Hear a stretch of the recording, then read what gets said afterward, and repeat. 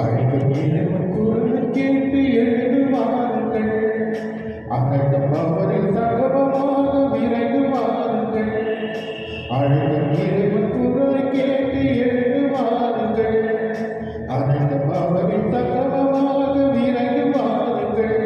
பலி செய்திடவே பல நடந்திடவே, பலி செய்திடவே பல நடந்திடவே, படைத்த தேவன் புகழ் பரப்ப பணிந்து வாருங்கள். அழைக்கும் இறைவன் குரலை கேட்டு எழுந்து வாருங்கள். அனைத்தும் அவரின் சகமமாக விரைந்து வாருங்கள். பாதை காட்டும் மாயனாக இறைவன் நடக்கிறார். பாவம் நீக்கி பாசம் காட்ட தேவன் நடக்கிறார். பாதை காட்டும் மாயனாக இறைவன் நடக்கிறார். பாவம் நீக்கி பாசம் காட்ட தேவன் நடக்கிறார்.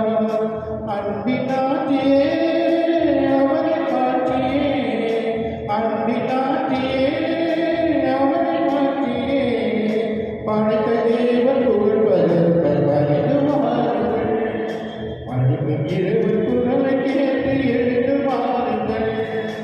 அனைத்தும் அவரின் சகவமாக விரைந்து வாருங்கள். Good morning. இந்த திருப்பலியானது நன்றிதலாகி ஹென்றி லாரன்ஸ் உடைய பர்த்டே. ஹென்றி இருக்காங்களா? Happy birthday. மற்றும் ஏஜி அவருடைய பர்த்டே இருக்காங்களா? Happy birthday. மோனிஷா அவருடைய 4th year பர்த்டே இருக்காங்களா? Happy birthday. மற்றும் நான்சி, ஓகே, ஹாப்பி பர்த்டே. மற்றும் எலிசபெத் ராணி இருக்காங்களா? Okay, happy birthday. Harry Melroy மற்றும் விஜய் அவருடைய வெட்டிங் ஆனிவர்சரி இருக்காங்களா? ஹாப்பி வெட்டிங் ஆனிவர்சரி நீங்களா?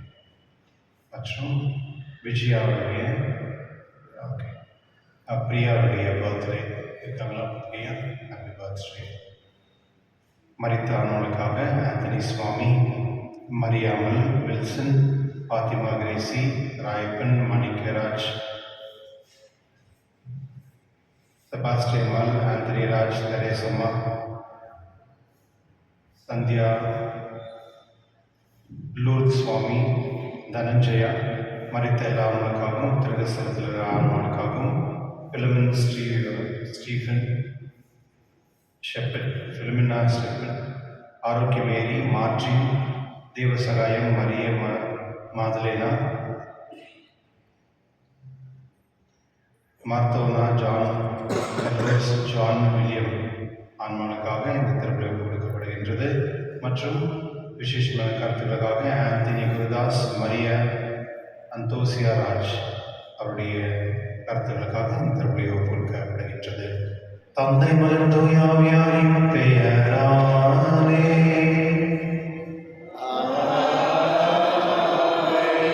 நம் ஆண்டவராகிய இயேசு கிறிஸ்துவின் அருளும் கடவுளின் அன்பும் தூய ஆவியாரின் நட்புறவும் உங்கள் அனைவரோடும் இருப்பதாக.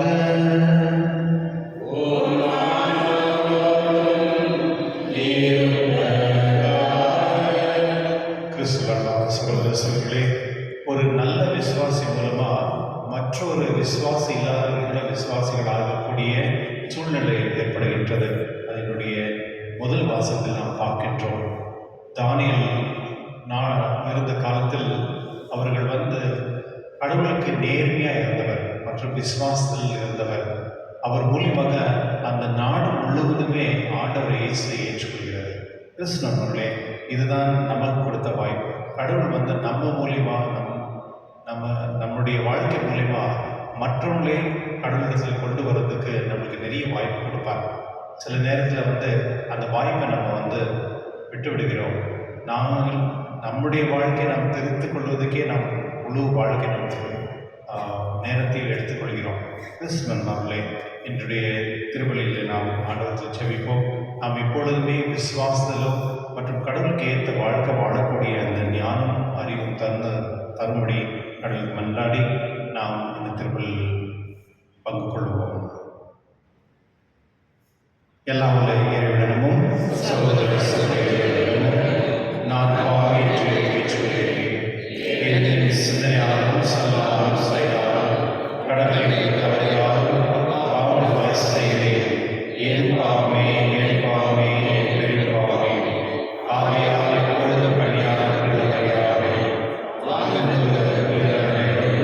சகோதர சகோதரிகளே, நம் இறைவனான எனக்காக வேண்டிக் எல்லாம் அல்ல இறைவன் நம் மீது இரக்கம் வைத்து நம் பாவனை மன்னித்து நம்மை நிலைவாழ்வுக்கு அழைத்து செல்வாராக.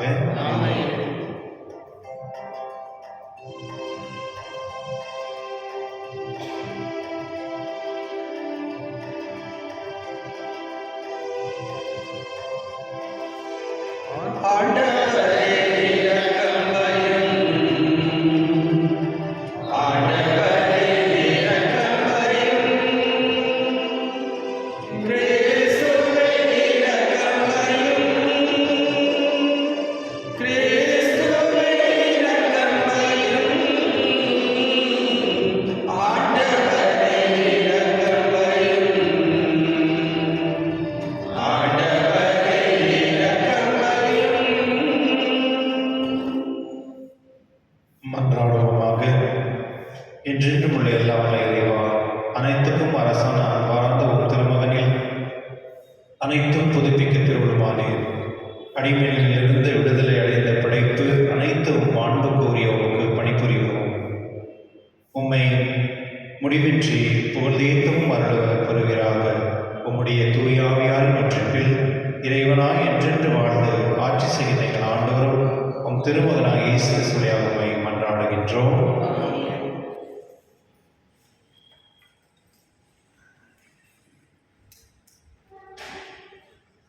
இறைவாக்கில தானியேல் நூலிலிருந்து வாசகம். அந்நாட்களில் முன்னரே கூடி பேசிக் கொண்டபடி அந்த மனிதர்கள் உள்ளே நுழைந்து தானியேல் தம் கடவுளிடம் வேண்டுவதையும் மன்றாடுவதையும் கண்டார்கள். உடனே அவர்கள் அரசனை அணுகி அவனது தடை உத்தரவை பற்றி குறிப்பிட்டு, அரசரே, 30 நாட்கள் வரை அரசராகிய உம்மிடம் வென்றி வேறெந்த தெய்வத்திடமோ மனிதனிடமோ யாதொரு விண்ணப்பமும் செய்கிற எந்த மனிதனும் சிங்க குகையில் தள்ளப்படுவான் என்ற தடை உத்தரவில் கையொப்பம் இட்டீர்கள் அல்லவா என்றார்கள். அதற்கு அரசன், ஆம், மேதிய பாரசீகரின் சட்டங்கள் மாறாதிருப்பது போல் இதுவும் மாறாததே என்றான்.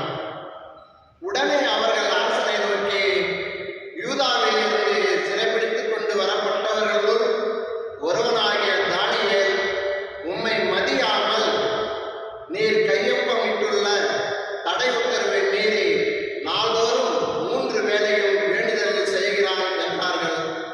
ஆனால் அரசன் இந்த சொற்களை கேட்டு மிகவும் மனம் வருந்தினான்.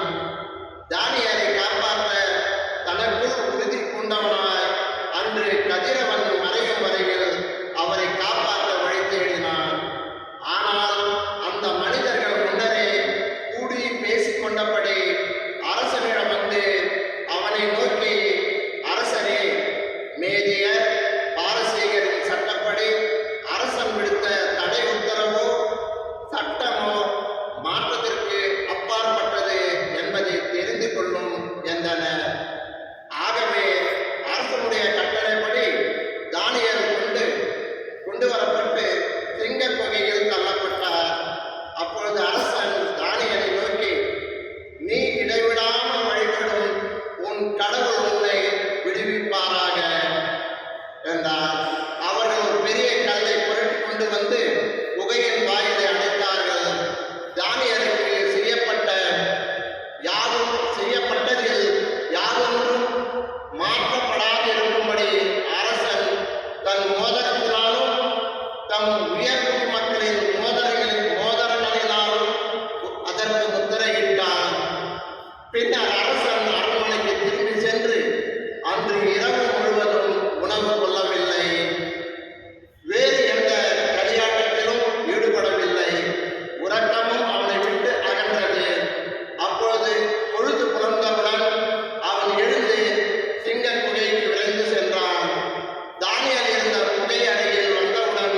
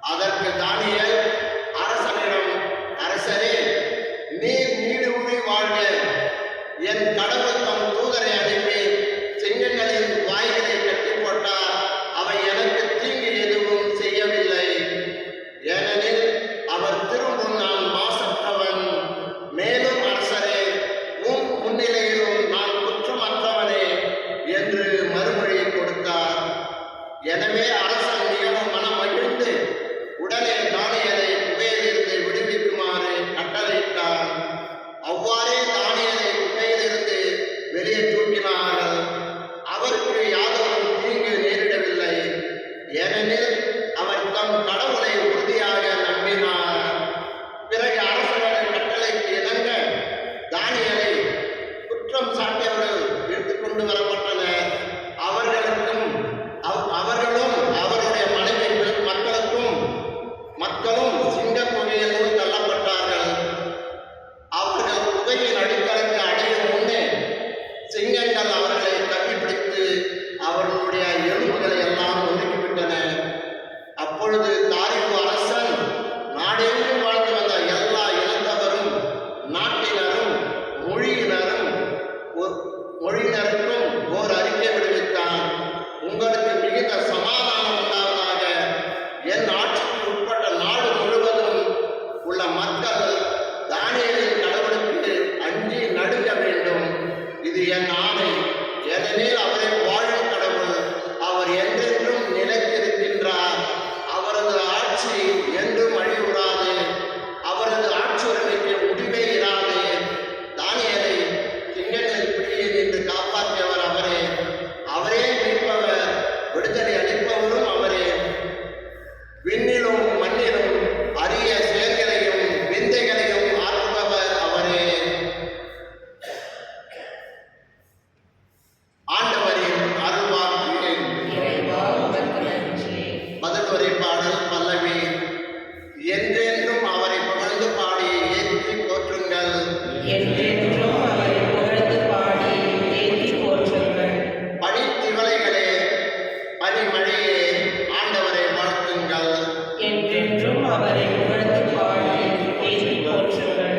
பனிக்கட்டியே, குளிர்மையே, ஆண்டவரை வாழ்த்துங்கள்.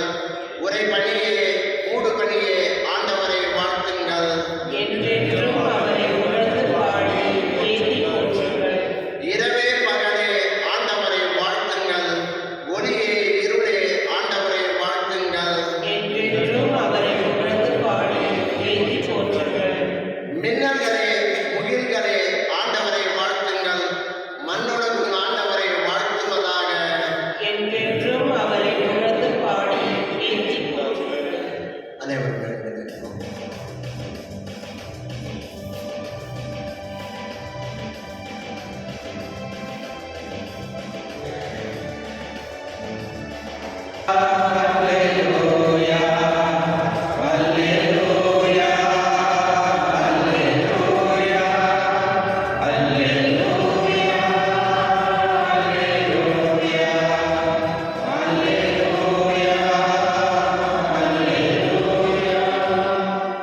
நீங்கள் தலை நிமிர்ந்து நில்லுங்கள், ஏனெனில் உங்கள் மீட்பு நெருங்கி வருகின்றது. அல்லேலூயா, அல்லேலூயா, அல்லேலூயா, அல்லேலூயா, அல்லேலூயா. ஆண்டவர்களோடு இருப்பாராக.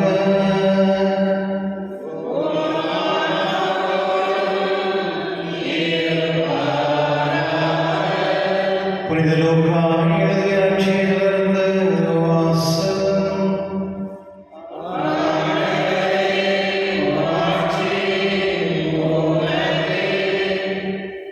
அக்காலத்தில் இயேசு தம் சீடர்களை நோக்கி கூறியது, எருசலேமின் உடைகள் சூழ்ந்திருப்பதை நீங்கள் காணும்போது அதன் அழிவு நெருங்கி வந்துவிட்டது என அறிந்து கொள்ளுங்கள்.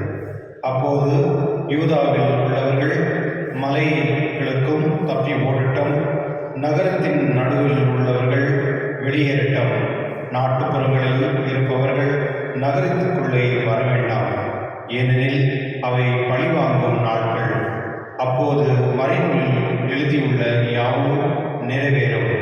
அந்நாளில் கருவுற்றோர் பாலூற்றோர் ஆகியோரின் நிலைமை ஆந்தோ பரிதாபம். ஏனெனில் மண்ணுலகின் மீது பேரிடும் அம்மக்கள் மீது கடவுளில் சீனமும் வரும். அவர்கள் கூரான வாளால் வீழ்த்தப்படுவார்கள். எல்லா நாடுகளுக்கும் சிறைப்பிடித்து செல்லப்படுவார்கள். பிற இனத்தார் காலம் நிறைவு பெறும் வரை எருசலேம் அவர்களால் மிதிக்கப்படும்.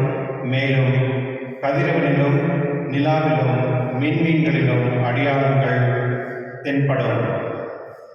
மண்ணுலகில் மக்களினங்கள் கடலின் கொந்தளிப்பின் முழக்கத்தினால் கலங்கி என்ன செய்ய வேண்டும் தெரியாது குழப்பம் அடைவார்கள். உலகிற்கு என்ன நேரும் என்று எண்ணி மனிதர் அச்சத்தினால் மயக்க ஒருவர். ஏனெனில் வான்வெளி கோள்கள் அதிரும்.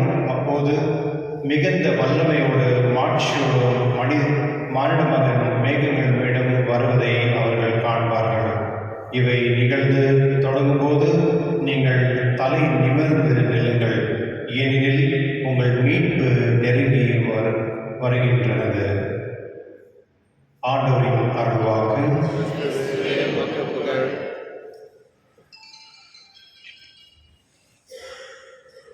கிறிஸ்துவில் அன்பான சகோதரர்களே, ஒரு உதாரணத்துக்காக சொல்கிறேன். நான் ஏற்கனவே சொல்லியிருக்கேன், இந்த ப்ரீஸ்டுக்கு மன்றாடுவோம்னு சொல்லும்போது படிக்க வரவங்க வந்து அந்த முடிச்சு தான் வரணும் அப்படின்ட்டு இது நான் சொல்லியிருக்கேன் நிறைய முறை. ஒரு உதாரணத்தை சொல்கிறேன். சட்டம் வந்து சில நேரத்தில் வந்து கொடுக்கும் பொழுது அது எல்லாருக்குமே ஓகே, எல்லாருக்குமே. ஆனால் சில நேரத்தில் வந்து சில சட்டங்கள் வந்து எப்படி மாறும் அப்படின்னா, நம்ம கோர்ட்டில் தான் பார்ப்போம். சில சட்டம் வந்து சட்டத்துக்காக நடக்காது. அது வந்து சிலருக்கு என்ன சொல்கிறது, கவர்மெண்ட்டுக்கு ஃபேவராக இருக்கும், இல்லை சில பேருக்கு ஃபேவராக இருக்கும். அந்த மாதிரி நிறைய விஷயங்கள் நம்ம ஒரு நாள் பார்த்துட்டு வந்துட்டே இருக்கோம். என்னுடைய முதல் வாசகத்தில் பார்க்கும் பொழுது ஒரு அரசன் வந்து ஒரு கட்டளை எடுக்கும். என்ன அது கட்டளை அப்படின்னா, அவனை தவிர வேறு எந்த கடவுளையும் நீ வணங்கக்கூடாது அப்படின்ற ஒரு கட்டளை. அந்த கட்டளை வந்து எல்லாருக்குமே. ஆனால் அந்த வேறு நாட்டிலிருந்து வந்த ஒரு தானியல் என்ற ஒரு ப்ராஃபிட் இறைவாக்கினரை வந்து அந்த அரசர் வந்து அவர் விரும்புகிறார். அவர்கிட்ட ஒரு நேர்மை பார்க்கிறார்.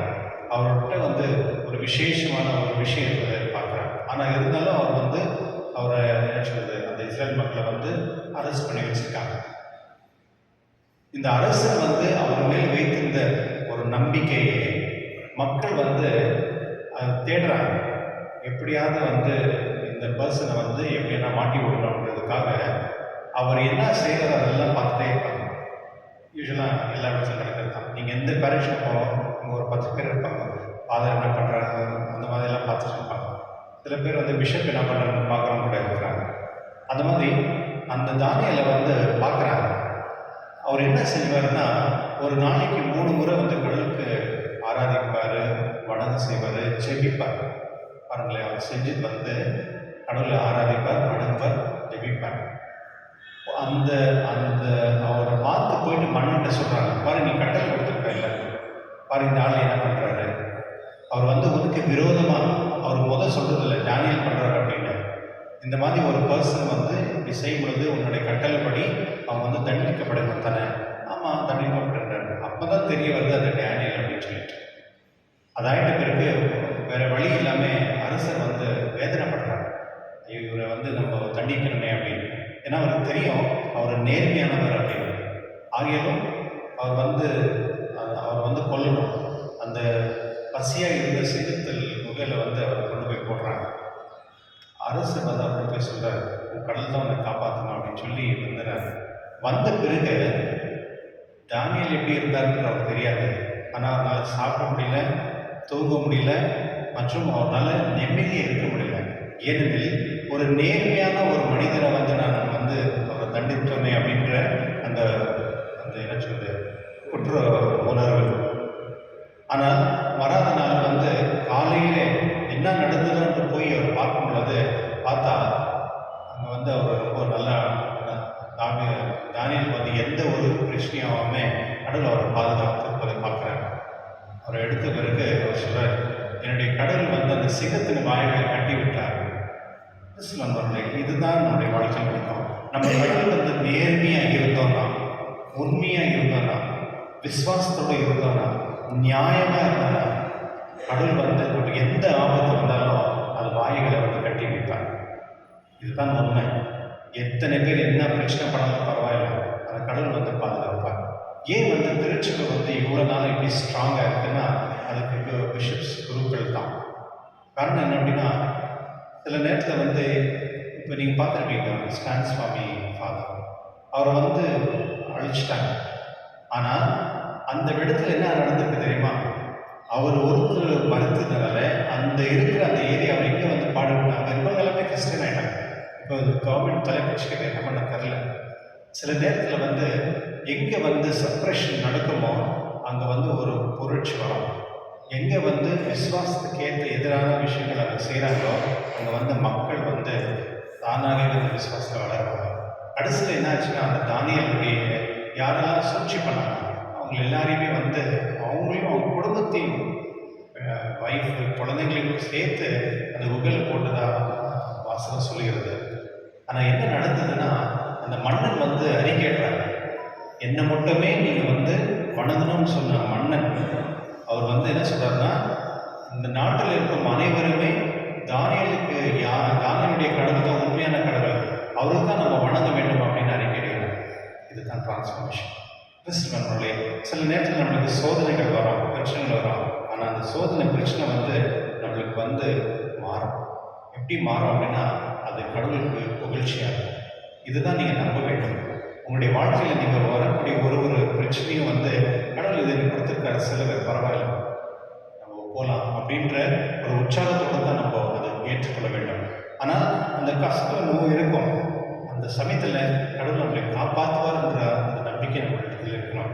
என்னுடைய நற்செய்தி பார்க்கும் பொழுது ஆண்டவர் இயேசு சொல்கிறார், இஸ்ரவேல் படைகள் சூழ்ந்திருப்பதை நீங்கள் காணும்போது அது அழிவு நெருங்கி வந்துவிட்டது என அறிந்து கொள்ளுங்கள். அப்போது யூதாவில் உள்ளவர்கள் மலைகளுக்கும் தப்பி ஓடட்டும், நகரத்தின் நடுவில் உள்ளவர்கள் வெளியேறட்டும், நாட்டுப்புறத்தில் இருப்பவர்கள் நகரத்துக்குள்ளே வர வேண்டாம். பாருங்களேன், கடவுளுக்கு தெரியும் எந்த நேரத்தில் என்ன நடந்ததுன்னு. அந்த மக்களுக்கு வந்து இது நடந்தது 78 அன்னைக்கு நடந்த அந்த இஸ்ரேல் மக்கள் முடிஞ்சது இன்னைக்கு வரையும் அவங்க வந்து அமைதியாகவே இல்லை. நீங்கள் பார்க்குறீங்களா, இஸ்ரேல் மக்கள் இவ்வளோ சண்டை பிரச்சனை நடந்துகிட்டே இருக்கு இன்னைக்கு வரையும். காரணம் என்ன அப்படின்னா அந்த மக்கள் வந்து அன்னைக்கு கடவுளை வந்து ஏற்றுக்கொள்ளவில்லை. ஆண்டவர் இயேசு வந்து சிலுவையில போட்டு அவரை வந்து துன்புடத்தை அவர் நேர்மையான ஒரு மனிதனை வந்து அவங்க கொல்லப்பட்டார்கள். அதனுடைய விளைவுகள் வந்து இன்னைக்கு வரையும் அந்த இஸ்ரேல் மக்கள் பார்த்துட்டே இருக்காங்க. அவங்களால நிம்மதியாகவே இருக்க முடியல. இவ்வளோ வருஷம் 2000 வருஷம் ஆனாலும் அந்த இஸ்ரேல் மக்களுக்கு வந்து நிம்மதியான ஒரு வாழ்க்கை வாழவே முடியல. இன்னைக்கு வரையும் அவங்களுக்கு சண்டை தான். கிறிஸ்துவனே விசுவாசத்துக்கு விரோதமாக நடக்கும் பொழுது கடவுள் வந்து ஏற்றுக்கொள்ள மாட்டார். இன்னொன்று புரிஞ்சுக்கணும், ஆண்டவர் இயேசு சொல்லுகிறார், என்னை பற்றி எது சொன்னாலும் பரவாயில்ல, அந்த பரிசுத்தாவை பற்றி நீங்கள் ஏதாவது சொன்னீங்களா அதுக்கு மன்னிப்பே கிடையாதுன்னு சொல்லியிருக்காரு தானே? கவனம் இருக்கா? ஓகே, இதுதான் திருச்சபை தான் பரிசுத்தாவை. இந்த திருச்சபையை வந்து நம்ம ஒடிக்கும் பொழுது சில நேரத்தில் வந்து தெரியாமல் நிறைய பேர் செய்வாங்க, சில பேர் தெரிஞ்சும் செய்வாங்க. திருச்சபை ஒடிக்கிறதுக்கு ரொம்ப பேர் முயற்சி பண்ணுவாங்க. நல்லா இருப்பாங்க, குழப்பத்தை கொண்டு வருவாங்க, பிரச்சனை பண்ணுவாங்க, இங்கே இருக்குது அங்கே இருக்குன்னு சொல்லி மாற்றி அப்புறமா செல்ஃபிஷாக இருப்பாங்க. இந்த மாதிரி நிறைய பேர் வந்து இந்த குடும்பத்தில் இருப்பாங்க. அதெல்லாம் வந்து திருச்சபை ஒடிக்கிற மாதிரி. எப்போ வந்து திருச்சபை ஒடிக்கிறதுக்கு யார் முயற்சி பண்ணுறாங்களோ கடவுள் அவங்க அழைச்சிடுவார். இதுதான் எழுதி வச்சிருக்கிறது. இன்னைக்கு நச்சது நம்ம பார்க்கலாம். கிறிஸ்தவர்களே, கடவுளுக்கு வந்து நம்ம எப்பொழுதுமே நன்றி உள்ளவர்களாக இருக்கணும். எப்பொழுதுமே நம்மளால் முடிச்சது வந்து நம்ம நல்லது செய்யணும். திருச்சபைக்கோ நம்முடைய அதாவது இந்த கம்யூனிட்டிக்கோ எப்போ நம்ம வந்து கடவுளுக்கு வந்து விசுவாசத்தில் மற்றும் கடவுளுக்கு நம்பி நம்ம வாழ்கிறோமோ கடவுள் நம்மளை பாதுகாப்பார். அதுதான் என்னுடைய நற்செய்தி. மற்றும் இந்த கடைசி வார்த்தை, நீங்கள் தலை நிமிர்ந்து நில்லுங்கள் ஏனெனில் உங்கள் மீட்பு நெருங்கி வருகிறது அப்படின்னு அந்த கடைசியில் வார்த்தைகள் சொல்கிறார். கிறிஸ்தவர்களே, நாம் கிறிஸ்தவர்களுக்காலே நிமிர்ந்து நிற்க வேண்டும். ஏனெனில் நம்முடைய கடவுள் வந்து உண்மையான கடவுள். இந்த மாதிரி கடவுள் நீங்கள் எங்கேயுமே பார்க்க முடியாது. நீங்கள் சரித்திரத்தில் போங்க, எந்த புக்கு நீங்கள் தேடுங்க, எங்கே போனாலும் ஆண்டவர் இயேசு மாதிரி ஒரு உண்மையான கடவுள் வந்து நீங்கள் எங்கேயும் பார்க்க முடியாது. கடவுள் நம்மளுக்கு கொடுத்துருக்க ஒரு கிரேட்டஸ்ட் கிஃப்ட் வந்து ஜீசஸ் கிரைஸ்ட். அவரை நம்பி நம்ம வாழும் பொழுது நம்ம நேர்மையாகவும் உண்மையாகவும் மற்றும் அன்பானவர்களாக வாழக்கூடிய தகுதியில் நாம் இருக்க வேண்டும். அதுக்காக இந்த திருவிழா கொண்டாடுவோம்.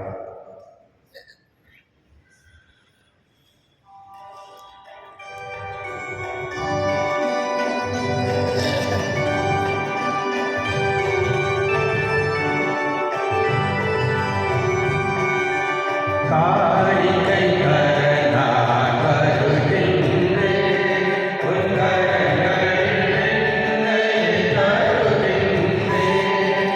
காரிகை கரனார் வருகின்றேன்.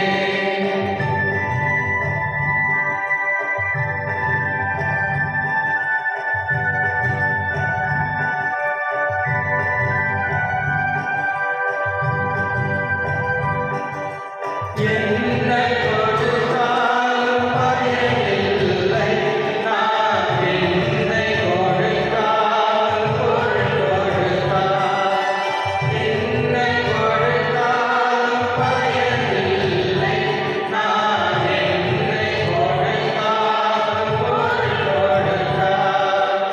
என்னை தானே கேட்கின்றார், நான் என்னை முழுவதும் தருகின்றேன். என்னை தானே கேட்கின்றார், நான் என்னை முழுவதும் தருகின்றேன். காரிகை கரனார் வருகின்றேன். சிந்தனை சொல் செயல் பிறரழைக்கும், மனம் வெள்ளையும் ஆசைகள் ஒவ்வொன்றும். சிந்தனை சொல் செயல் பிறரழைக்கும், மனம் வெள்ளையும் ஆசைகள் ஒவ்வொன்றும். ஒரு துளி நீராய் கரைகின்றேன், அதை பயனுள்ள மழையாய் மாற்றிடுவேன். காரிகை கரனார் வருகின்றேன். சகோதர நம் அனைவரும் திருவள்ளி எல்லாவற்றையும் தந்தையாக இறைவனுக்கு ஏற்றதாகபடி ஜெபியுங்கள்.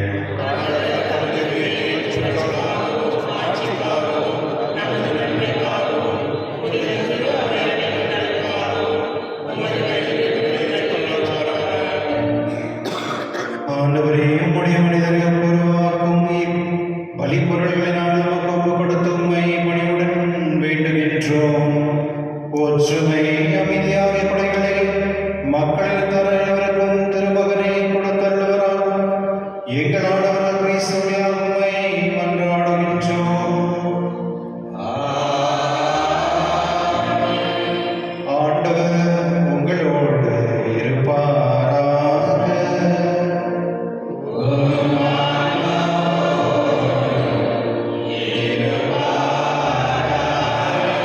இதை எங்களை ஆண்டவரிடம் எழுப்புங்கள்.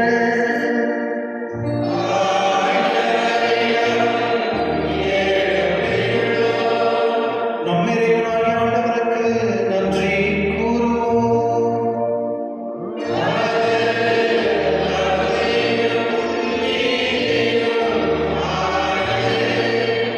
ஆண்டவரே, பரிசுத்தம் இல்லாமல் நித்திய இறைவா, எங்கள் ஆண்டவராகிய கிறிஸ்து வழியாக இந்நாளை நாம் உமக்கு நன்றி செலுத்துவது மெய்யாகவே தகுதியும் நீதியுமாக எங்கள் கடமையும் மீட்பு புரிய செய்தமாகும். கிறிஸ்து மனிதர் பிள்ளைகளை கண்டு இறக்கும் என்று கண்ணீர் பிறக்க திருவிழமானார். சிலுவையில் பாடப்பட்டவர்களை நித்திய சார்ந்திருந்து விடுவித்தார். இருந்தோறும் இருந்து உயிர்த்தெழுந்த நித்திய வாழ்வை கிடைத்தார். ஆகவே தூதராத தூதரம் அரியணை சொல்வோர் ஆட்சிகள் மற்றும் வானவர் சேனைகள் அணிகள் அனைவரோடும் சேர்ந்து நாங்கள் நமது மகிமையை புகழ்ந்து பாடி முடிவின்றி சொல்வதாவது.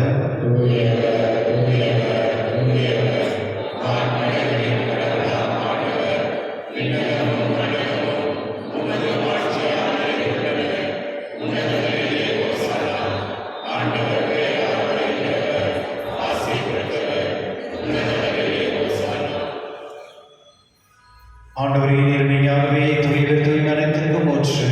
ஆகவே உம்முடைய ஆவியை பொழிந்து இக்காணிகளை தூய்மைப்படுத்த உம்மை வேண்டுகின்றோம்.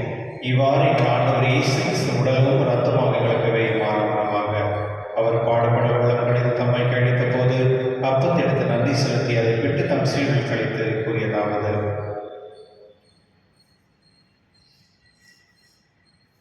அனைவரும் இதிலிருந்து பெற்று உண்ணுங்கள், இது உங்களுக்காக கையளிக்கப்படும் என் உடல்.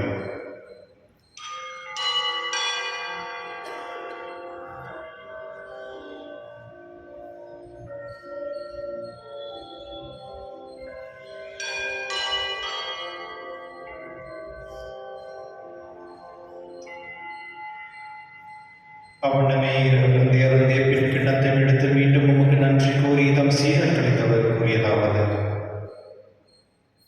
அனைவரும் இதிலிருந்து பெற்று பரவுகள், ஏனெனில் இது புதிய நிலையான உடன்படிக்கைக்கு உரிய என் ரத்தத்தின் கிண்ணம். இது பாவ மன்னிப்புக்கென்று உங்களுக்காகவும் பலருக்காகவும் சிந்தப்படும். இதை நினைவாக செய்யுங்கள்.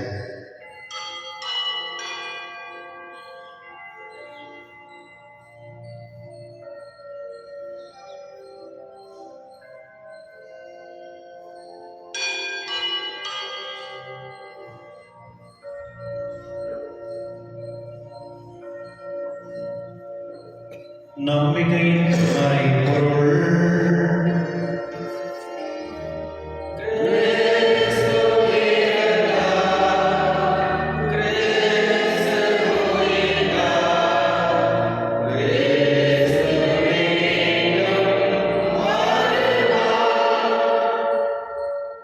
ஆகவே ஆண்டவரே, நாங்கள் கிறிஸ்துவின் இறைப்பையும் உயிர்ப்பையும் நினைவு கூர்ந்து வாழும் தரும் அப்பத்தில் மீட்பளிக்கும் கிண்ணத்தையும் உமக்கு ஒப்புக் கொடுக்கின்றோம். உம் திருமணம் என்று உமக்கு ஊழியம் புரிய தகுதியுள்ள எங்களை ஏற்றுக்கொண்டீர். எனவே உமக்கு நன்றி செலுத்துகிறோம். மேலும் கிறிஸ்துவின் உடலிலும் ரத்தத்திலும் பங்கு கொள்ளும் எங்களை தூயாக ஒன்று சேர்க்க வேண்டும் என தாழ்வுடன் கொண்டாடுகின்றோம். ஆண்டவரை உலகெங்கும் பரவிருக்கும் உங்கள் திரு அவையை நினைவு கூர்ந்தள்ளும். எங்கள் திருத்தந்தை, எங்கள் ஆயர், எல்லா திருநீராக நினைவரோடும் உமது திரு அவையில் அன்பின் நிறைவு பெற செய்துள்ளோம். மேலும் உயிர்த்தெழும் எதிர்நோக்கும் தூயில் கொள்ளும் எங்கள் சகோதர சகோதரியும் இருந்தோர் அனைவரும் இறக்கத்துடன் நினைவு கூர்ந்து உமது திருமண ஒளியில் ஏற்றிருந்தோம். எங்கள் அனைவரும் மீதும் இரக்கமாயிரும். கடவுள் கணித்தான் புனித மரியாவுடைய கணவரான புனித யோசேப், புனித திருத்தூதர்கள், இவ்வுலகில் உதவராக இருந்தவராகிய புனிதர் அனைவரோடும் நாங்கள் நிலைவாழ் பங்கு கொள்ளும் தகுதி பெற்று உம் திருமகன் இயேசு கிறிஸ்து வழியாக உம்மை புகழ்ந்தேத்தும் வரமுள்ள உம்மை மன்றாடுகின்றோம். இவர் வழியாக இவரோடு இவரில் எல்லாம் வல்ல இறைவனாகிய தந்தையே, தூய ஆவியாரின் ஒன்றிப்பில் எல்லா புகழும் ஆட்சியும் என்றென்றும் உமக்கு உரியதே.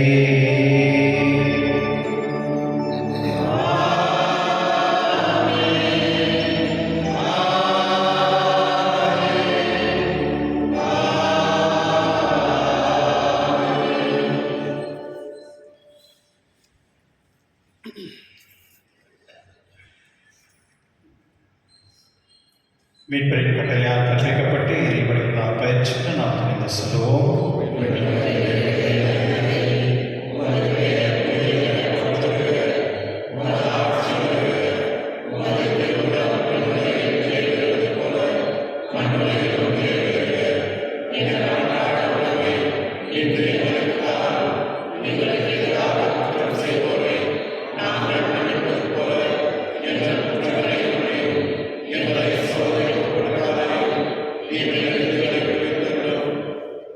ஆண்டவரை தீவன் திருந்தமைகளை விடுவித்து எங்கள் வாழ்நாளின் அமைதியும் கண்ணினாலும் மன்றாடுகின்றோம். உமது இறுக்கத்தின் உதவியால் நாங்கள் பாவத்திலிருந்து இப்பொழுது விடுதலை பெற்று யாதொரு கலக்கமின்றி நலமாயிருப்போமாக. நாங்கள் எதிர்நோக்கியிருக்கும் பேரின்பத்துக்காக மீட்பராக இயேசு கிறிஸ்து வருகைக்காகவும் காத்திருக்கின்றோம்.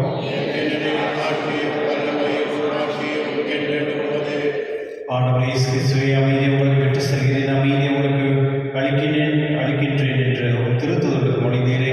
எங்கள் பாவங்களை பாராமல் உமது திரு அவையில் நம்பிக்கை கண்ணோக்கி உமது திருவிழத்திற்கு ஏற்ப அதற்கு அமைதி மற்றும் அளித்தவராக என்றென்று வாழ்ந்து ஆட்சி செய்கின்றவர் நீரே. ஆண்டவருடைய அமைதி உங்களோடு என்றும் இருப்பதாக. ஒருவர் அமைதி பகிர்ந்து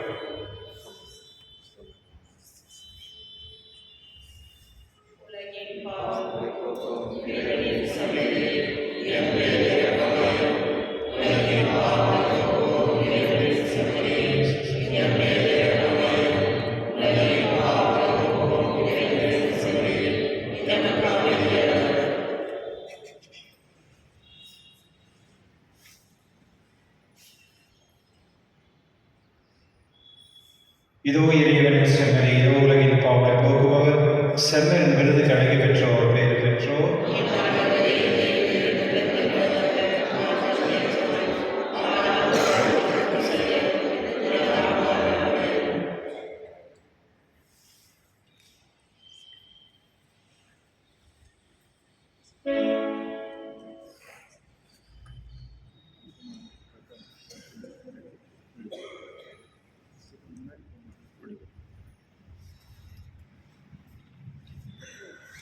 ஃப்ரண்ட்டில் போகும்.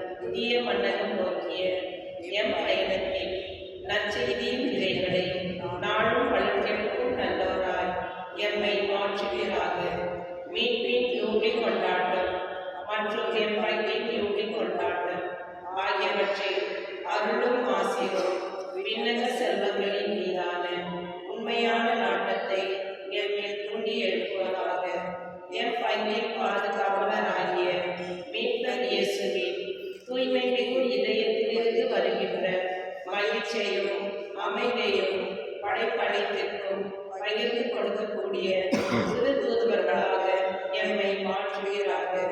எல்லாம் ஆட்சியும் புகழும் ஆராதனையும் உண்மைக்கே குறித்தாகுக. ஆமென்.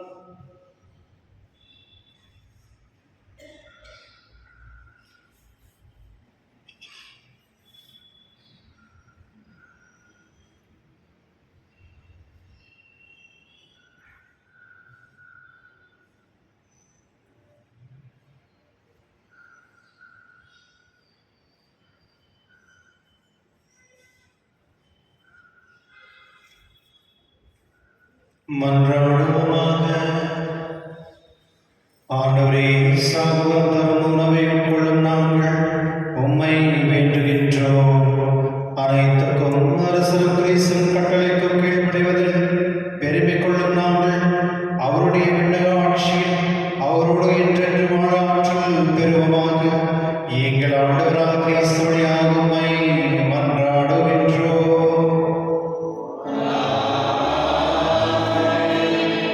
ஆண்டவர் உங்களோடு இருப்பாராக.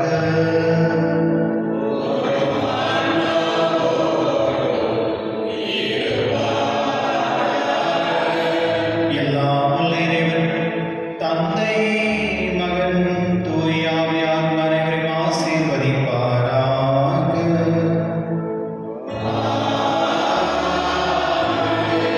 சென்று வாருங்கள், திருப்பலி நிறைவேறிற்று.